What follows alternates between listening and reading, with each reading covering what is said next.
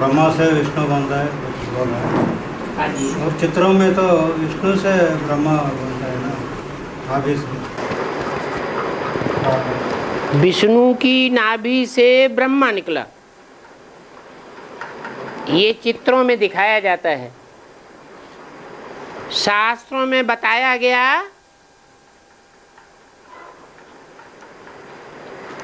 जो बताया गया वो पहले चित्रों में बनाया गया। पहले चित्र बने या शास्त्र बने? पहले चित्र बने। अजंता एलोरा एलिफेंटा की जो गुफाएं हैं उनमें पहले चित्रकारी की गई। चित्रकारी करने वाले जो चित्रकार थे, मूर्तिकार थे, वो ज्यादा बड़े कलाकार थे या शास्त्र लिखने वाले ज्यादा बड़े कलाकार थे? हैं? बड़े कलाकार कौन हुए? चित्रकार हुए, मूर्तिकार हुए। क्यों?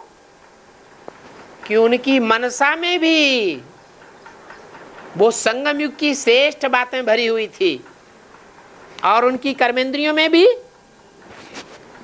वो ही श्रेष्ठ बातें रमण करती थी। जो चित्रों को बनाना जानता है, मूर्तियों को बनाना जानता है, वो उनका क्लैरिफिकेशन देना जानता नहीं होगा? है? जानता होगा या नहीं जानता होगा? जानता है। उस मूर्तिकार के, उस चित्रकार के क्लैरिफिकेशन देने के बाद ही बाद में शास्त्र बने। तो जो शास्त्रकार हैं वो नीची स्टेज के हुए और मूर्तिकार ऊंची स्टेज के हुए। तो जो मूर्तियां बनी हैं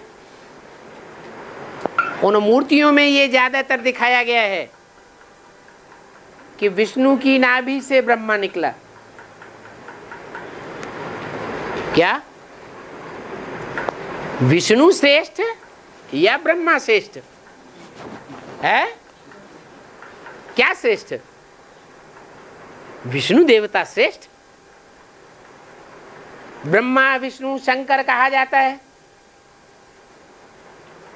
ब्रह्मा देवताय नमः, विष्णु देवताय नमः, फिर कहते हैं शंकर देवताय नमः, फिर कहते हैं शिव परमात्माय नमः। तो जब शिव परमात्माय नमः कहते हैं तो शंकर का रूप सामने आता है या नहीं आता है? या बिंदी आती है? शंकर का नाम रूप ही सामने आ जाता है। बोलने वाले जानते हैं उसमें शिव समाया हुआ है, शिव की याद समाई हुई है। तो जो विष्णु है वो है सबसे आदि का रूप। संगम युग को आदि कहें या कलयुग को आदि कहें? संगम को ही आदि कहेंगे। और संगम 100 साल का है तो 100 साल के संगम में पहले पहले कोई आत्माओं का पैर तो ऐसा होगा जिसके लिए मुरली में बोला है कि सृष्टि पर सदा कायम तो कोई चीज है ही नहीं। सदा कायम तो एक शिव बाबा है।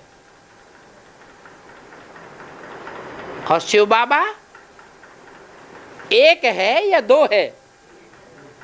शिव बाबा तो एक ही है। लेकिन वो जब इस सृष्टि पर आते हैं तो आप समान एक बनाते हैं।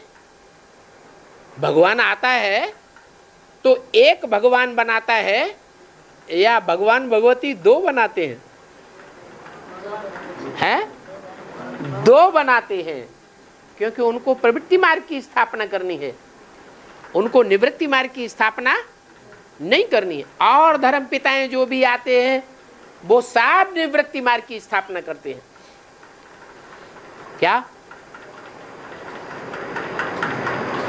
ब्रह्मा द्वारा भी जो स्थापना होती है वो निवृत्ति मार्ग की, ब्रह्मा कुमार कुमारियों की स्थापना होती है या प्रवृत्ति मार्ग की स्थापना होती है? जो भी ब्रह्मा कुमार कुमारी तैयार हुए वो निवृत्ति मार्ग के तैयार हुए या प्रवृत्ति मार्ग वाले हुए? सब निवृत्ति मार्ग वाले हुए। बड़े बड़े धर्मगुरु कहेंगे इब्राहिम बुद्ध क्राइस्ट को, लेकिन उनमें भी बड़ा गुरु कौन है?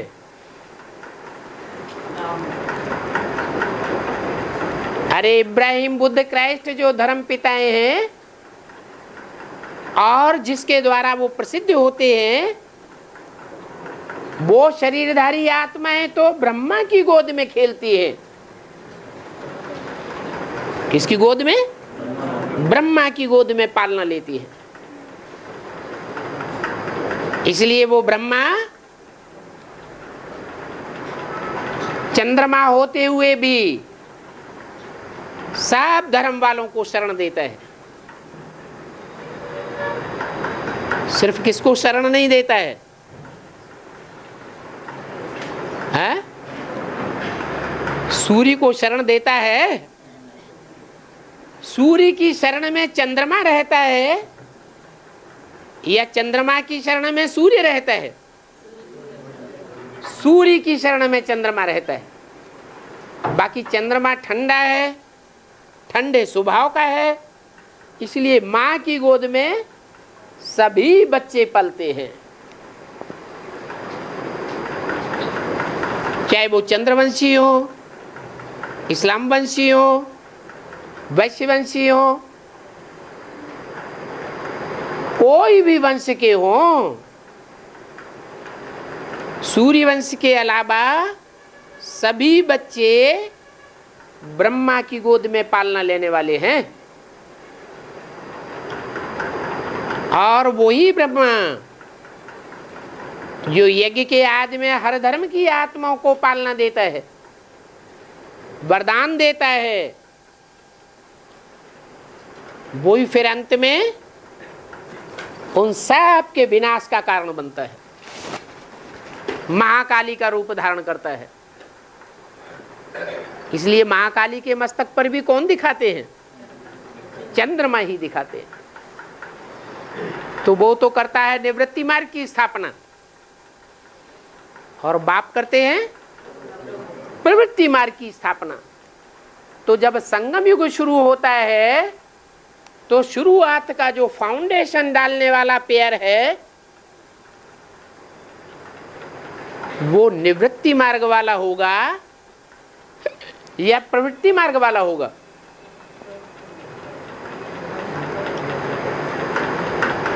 1936 की बात। 1936 में शिव परमात्मा जब इस सृष्टि पर आते हैं तो उस समय जिस मनुष्य तन का पहले पहले आधार लेते हैं वो मनुष्य प्रवृत्ति मार्ग का पक्का होता है या निवृत्ति मार्ग वाला होता है? प्रवृत्ति मार्ग का पक्का होता है। आदि में विष्णु होगा तो अंत में भी विष्णु होगा। जो आदि सो अंत। सृष्टि के आदि में भी 5000 वर्ष पहले जब नई दुनिया की स्थापना हुई थी तब भी वो पेयर पहले था, और जब अंत होता है सृष्टि का,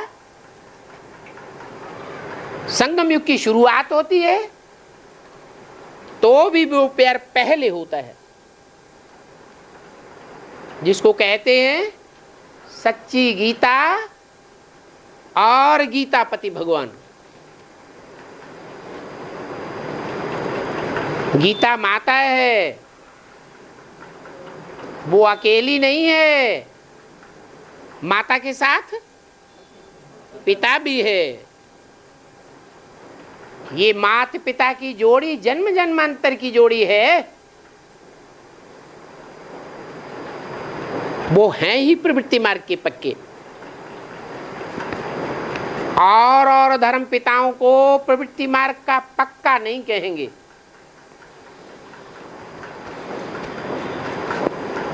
पक्का न होने के कारण ये नहीं कहा जा सकता कि ब्रह्मा की नाभि से विष्णु निकला।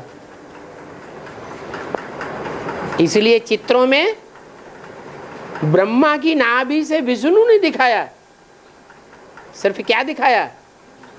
विष्णु की नाभि से ब्रह्मा निकला। और इसलिए बाबा विदेश में झंडा पे, सब झंडा पर स्टार्स और चांद ज़्यादा दिखाते हैं। विदेश के झंडा के ऊपर सब स्टार्स और चंद्रमा दिखाते हैं। स्टार और चंद्रमा दिखाते हैं, क्योंकि जितने भी विदेशी हैं वो ज्ञान चंद्रमा ब्रह्मा से कनेक्टेड हैं। क्या? और सब स्टार के रूप में माँ है। स्टार्स क्या है? स्टार्स सब हैं बच्चे, और चंद्रमा क्या है? ब्रह्मा। हाँ, जापानियों का जो झंडा है उसमें सूर्य भी दिखाते हैं। क्या? क्योंकि जापानी लोग अपन को सूर्यवंशी समझते हैं। नक्शा देखा जाए वर्ल्ड का तो पूर्व दिशा में पहला देश कौन सा है? जापान। इसलिए जापानी लोग समझते हैं कि हम सूर्यवंशी हैं। जब सूर्य निकलता है तो सूर्य की पहली किरणें हमारे देश पर पड़ती हैं। परंतु वो तो जड़ सूर्य की बात है। क्या? जो जड़ सूर्य है तो चैतन्य सूर्य भी है। चैतन्य सूर्य की किरणें पहले जापानियों के ऊपर पड़ेगी, या जिनके अंदर ज्ञान है कुछ न कुछ, बुद्धि मति श्रेष्ठ है, उनमें किरण पड़ेगी।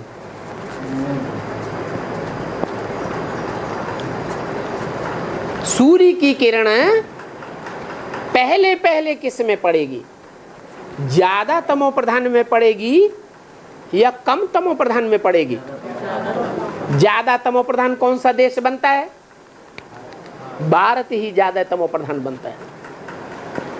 भारत ही सबसे ज्यादा सतो प्रधान भी बनता है, क्योंकि भारत में ही भगवान आते हैं। भगवान है सत्य चित्त आनंद, तो भगवान इस देश को सत्य युग बनाता है। और कोई भी देश नहीं है, कोई भी धर्मखंड नहीं है जिसको सच्चखंड बनाता हो। सच्चखंड को ही सतयुग कहा जाता है, जहां देवताओं का राज्य होता है।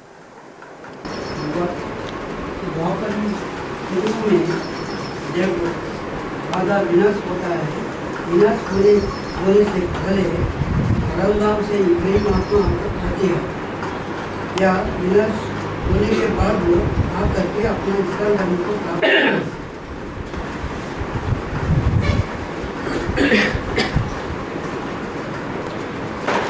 विनाश कब होगा? धरती कब हिलेगी? भूकंप कब आवेंगे?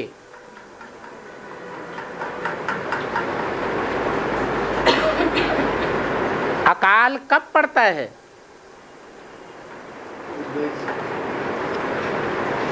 जो भी धरणी के वासिंदा हैं वो पापाचारी बनते हैं, तब धरती कंप होता है, अकाल पड़ता है, दुर्भिक्ष पड़ता है, या पहले ही पड़ता है?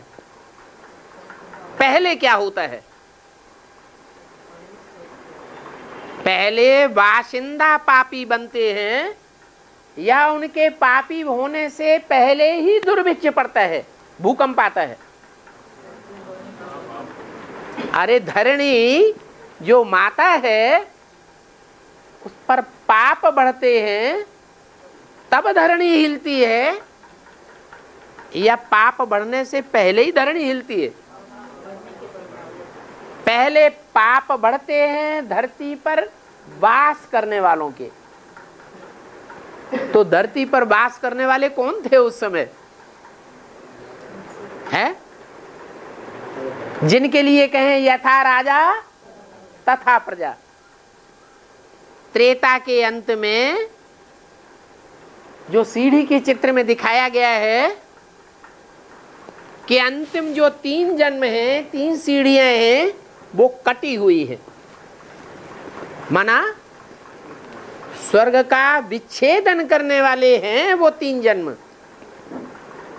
और उन 3 जन्मों में, 3 सीढ़ियों में, 3 पीढ़ियों में जो राज्य करने वाले राजाएं हैं उनका राज्य भी खंडित होता है, उनका धर्म भी खंडित होता है। तो अंतिम राम वो पहले रावण बनेगा या त्रेता का पहले जन्म का राम रावण बनेगा? है अंतिम राम रावण बनता है तो धरणी हिलती है। जब धरणी हिलती है तो विनाश होता है। एक सीधी सी बात है, सतयुग के आदि में 16 कला संपूर्ण देवताएं थे, उनमें कोई भी दोष नहीं था।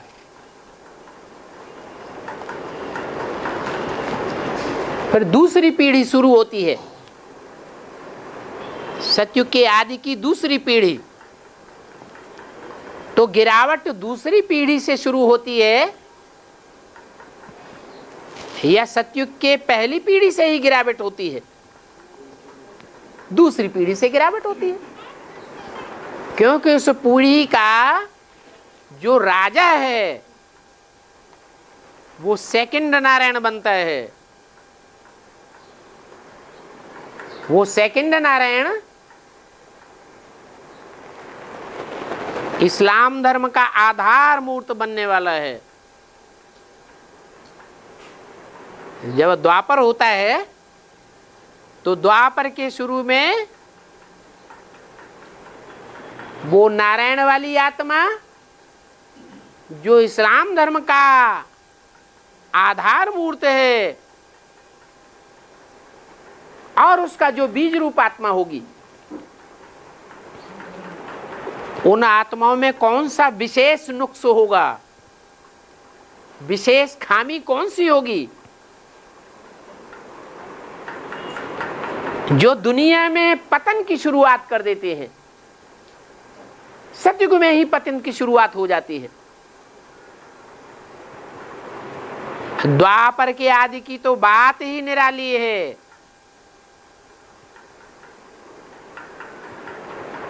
जो नारायण है सेकंड,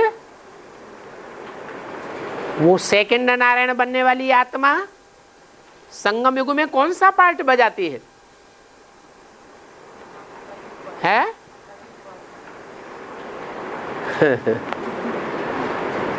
सेकंड नारायण बनने वाली सतयुग की आत्मा द्वापर के आदि में कौन सा पार्ट बजाती है?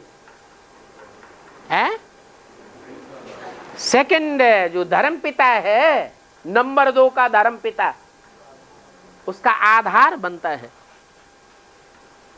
तो जो नंबर 2 का धर्म पिता है उसका आधार बनेगा और फिर उसका भी कोई बाप होगा, बीज रूप आत्मा, वो उससे भी ज्यादा नुक्स वाली होगी। बाप ज्यादा पावरफुल होता है या बच्चा ज्यादा पावरफुल होता है? बाप ज्यादा पावरफुल होता है। तो वो बीज रूप आत्मा द्वापर के आदि में कौन सा नुक्स होता है जो उसमें सबको देखने में आ जाता है। वो अपने नुक्स को छुपाए नहीं सकती,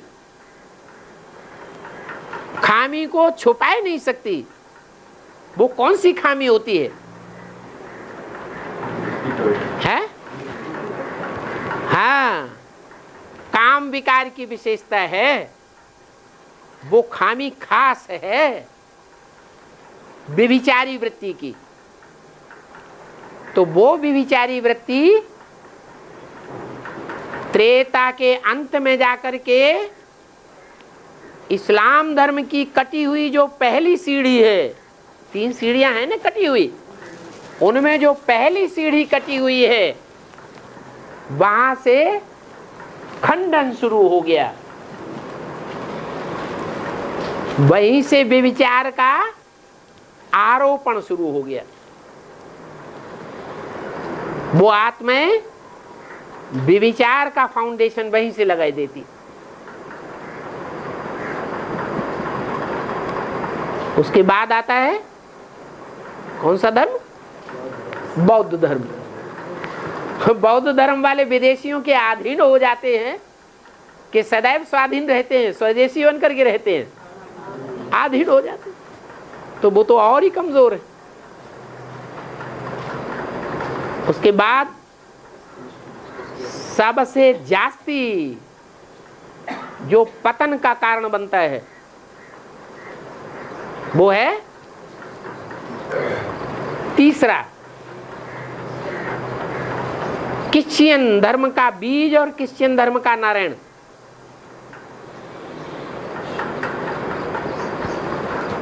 जो संगम युग में ब्रह्मा जैसी श्रेष्ठ आत्माओं की भी जान ले लेता है।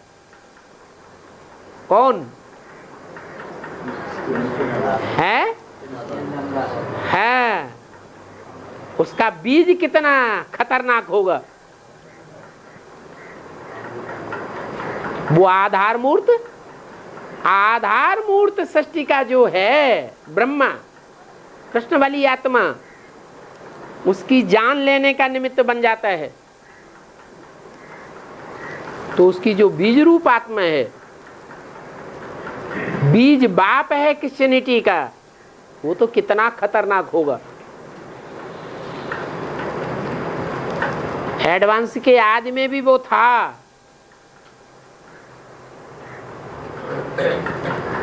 बाप के नजदीकी था, बाप को पहले पहचानता है। कौन? बाप को पहचानने वालों में, विदेशियों में मुख्य धर्म कौन सा है? इस्लाम पहले पहचानता है? नहीं, इस्लामी ज्यादा बुद्धिमान है या क्रिश्चियन से ज्यादा बुद्धिमान है? आज की दुनिया में क्रिश्चियन से ज्यादा बुद्धिमान है। तो वो क्रिश्चियन धर्म की जो बीज रूप आत्मा है वो पहले पहले बाप को पहचानती है। पहचानती तो है लेकिन पूरा पहचानती है। जो हूं, जैसा हूं, जिस रूप में पार्ट बजाता हूं उसी रूप में पहचानती है, या अनुमान के आधार पर पहचानती है? अनुमान के आधार पर पहचानती है, पक्का नहीं पहचानती। इसलिए नीम हकी में खतरे जान हो जाता है। त्रेता युग की अंतिम सीढ़ी जिसका मुखिया बनता है क्रिश्चियन धर्म की बीज रूप आत्मा। वो क्रिश्चियन धर्म की बीज रूप आत्मा विनाश का कारण बनती है। भगवान का जो बना बनाया घर स्वर्ग है, सुखधाम है, उसको क्या करती है? तोड़ने का निमित्त बन जाती है, गिराने का निमित्त बन जाती है। इसलिए उनके धर्म में आज भी जो मंदिर बनाया जाता है उसका नाम क्या रखते हैं? गिरजाघर। क्योंकि उन्होंने भगवान के बने बनाए घर सुखधाम स्वर्ग को गिराने का काम किया।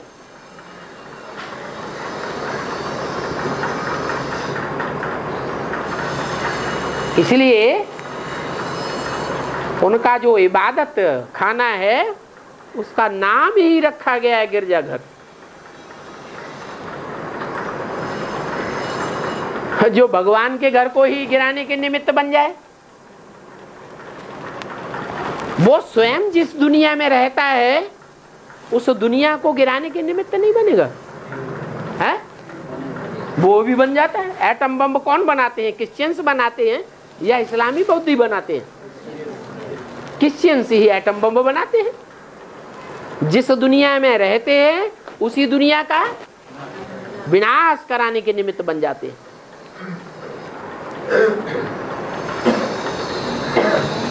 इसलिए पहले जो बाशिंदा हैं उनमें पाप की शुरुआत होती है। उन बाशिंदाओं में भी जो राजाएं हैं उनमें पहले पाप आरंभ होता है। यथा राजा बाद में तथा प्रजा। उनकी सारी की सारी रैयत स्वर्ग को गिराने के निमित्त बनती है।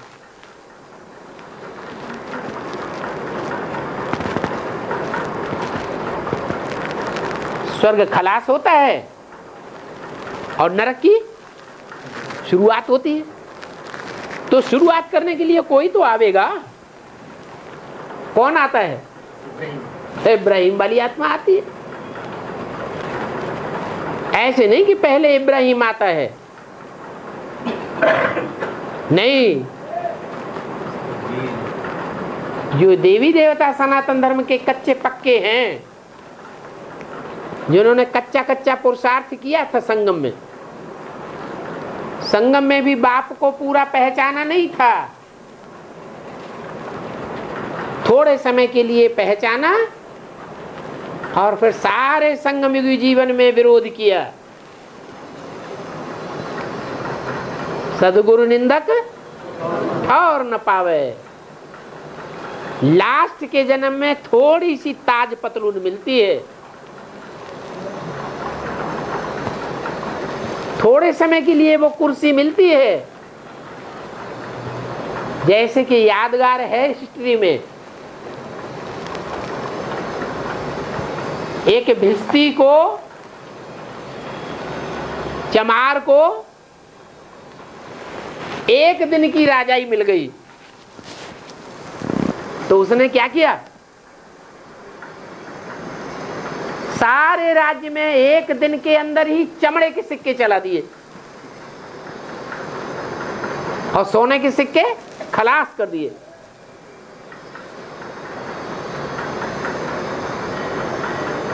ऐसे ही आज की दुनिया में, भारतवर्ष में जो राज्य चल रहा है वो शूद्रों का राज्य चल रहा है या श्रेष्ठ धारणाओं वाले ब्राह्मणों का राज्य चल रहा है? हैं? किसको बढ़ावा ज्यादा दिया जा रहा है? शूद्रों को ज्यादा बढ़ावा दिया जा रहा है। और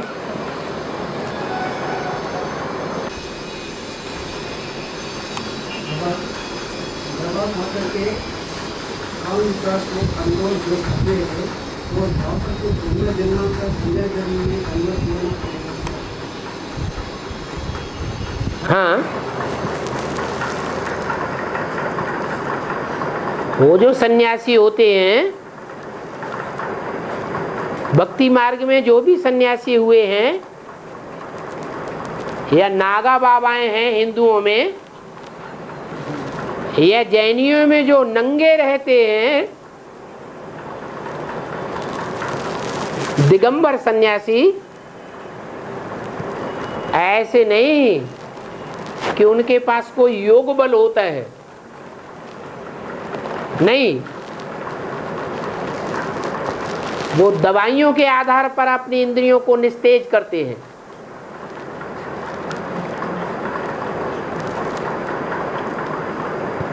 वो स्थूल दवाइयां खाते हैं। और हमारी कौन सी दवाई है?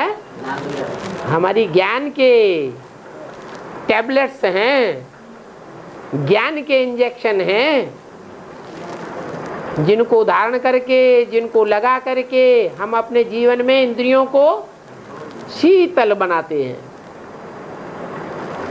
और सदाकाल के लिए शीतल बनाते हैं, 21 जन्मों के लिए शीतल बनाते हैं। वो तो एक जन्म के लिए दवाइयां खा करके संसार में मान मर्तबा लेने के लिए दवाइयां खाते हैं।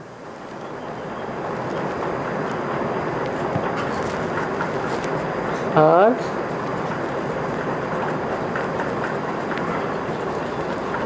वो हैं हद के सन्यासी और हम हैं बेहद के सन्यासी। वो हद का काम करते हैं और हम बेहद का काम करते हैं।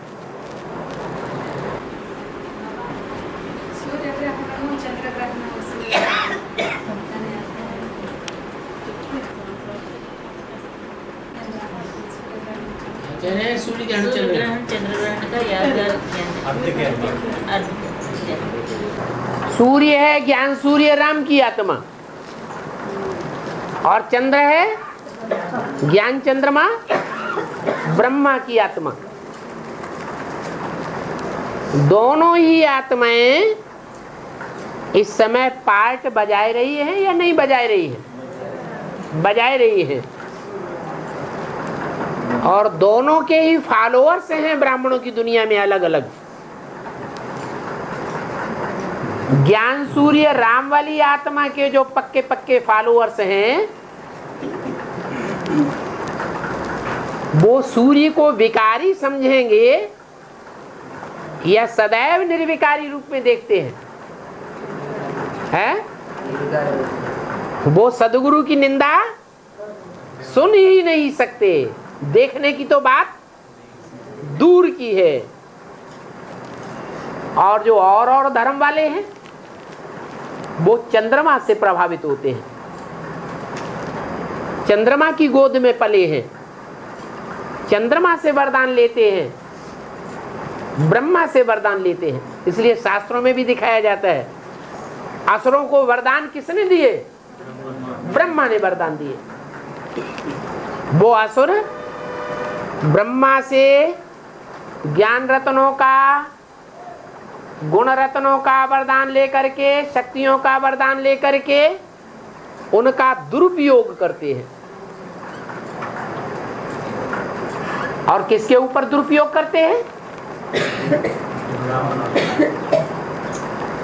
धरणी के ऊपर दुरुपयोग करते हैं। हैं तो पाताल लोक के वासी, नीचे से नीचे लोक के वासी हैं, लेकिन सारी पृथ्वी को अपनी मुट्ठी में लेना चाहते हैं, ले भी लेते हैं। कन्याओं माताओं को तकलीफ देते हैं अथवा तो कन्याओं माताओं की गोद में पलने के कारण उनके प्रभाव में आ जाते हैं। कन्याएं माताएं हैं धरणी,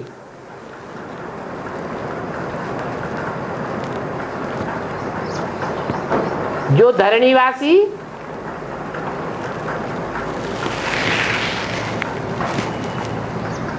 चंद्रमा को देखते हैं, सूर्य को नहीं देखते। और चंद्रमा का परछाया सूर्य के ऊपर देखते हैं। हैं धरणी के वासी, बीच में आ गया चंद्रमा, उस चंद्रमा का परछाया पड़ता है सूर्य के ऊपर। लेकिन सूर्य तो आग का गोला है, उसके ऊपर परछाया पड़ सकता है? नहीं। वास्तव में सूर्य का जो प्रकाश है वो चंद्रमा के ऊपर पड़ता है और चंद्रमा का परछाया पृथ्वी वासियों के ऊपर पड़ता है। तो जो पृथ्वीवासी, विदेशी, विधर्मी ज्ञान चंद्रमा ब्रह्मा के प्रभाव में आ जाते हैं, उसके प्रभाव से प्रभावित हो जाते हैं, वो समझते हैं कि सूर्य को विकारों का ग्रहण लग गया।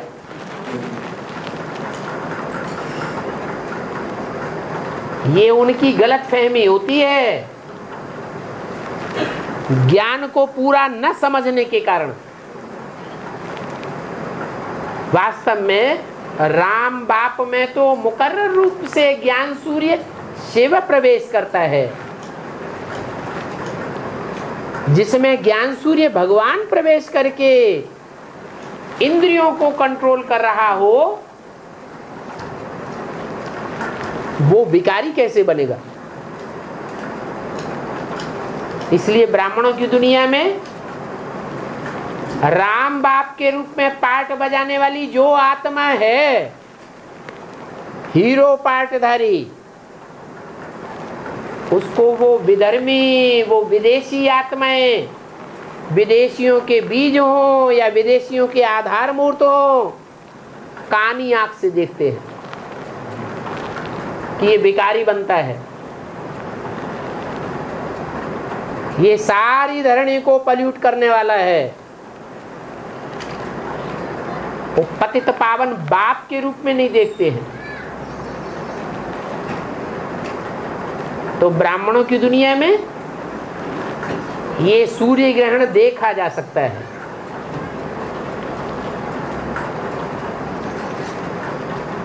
ऐसे ही चंद्र ग्रहण,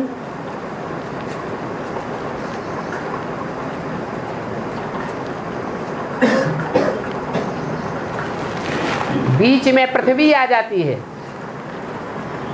पृथ्वी माने धरणी रूपी माताएं, कन्याएं। एक तरफ सूर्य और सूर्य का प्रकाश धरणी पर पड़ता है, धरणी का परछाया चंद्रमा पर पड़ता है। चंद्रमा, पृथ्वी, सूर्य। तो जब सूर्य का परछाया पृथ्वी के द्वारा चंद्रमा के ऊपर पड़ता है, तो चंद्रमा किसकी परछाए में आ गया?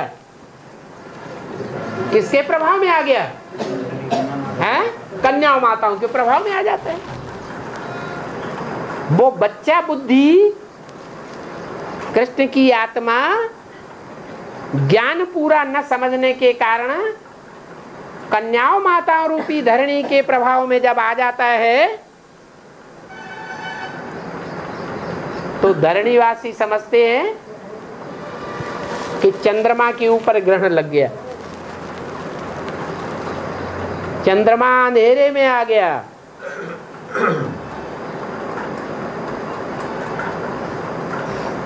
तो गलत समझते हैं या सही समझते हैं? है? गलत समझते हैं। माने चंद्रमा के ऊपर परछाया नहीं पड़ता, चंद्रमा के ऊपर अंधेरा नहीं आता। जो धरणी रूपी कन्याएं माताएं बीच में आ जाती हैं, वो कृष्ण बच्चे को प्रभावित नहीं करती, करती है। ब्रह्मा वाली सोल अभी भी कन्या माताओं के पास पहुंचती है और उनसे प्रभावित होती है या नहीं होती है? प्रभावित हो जाती।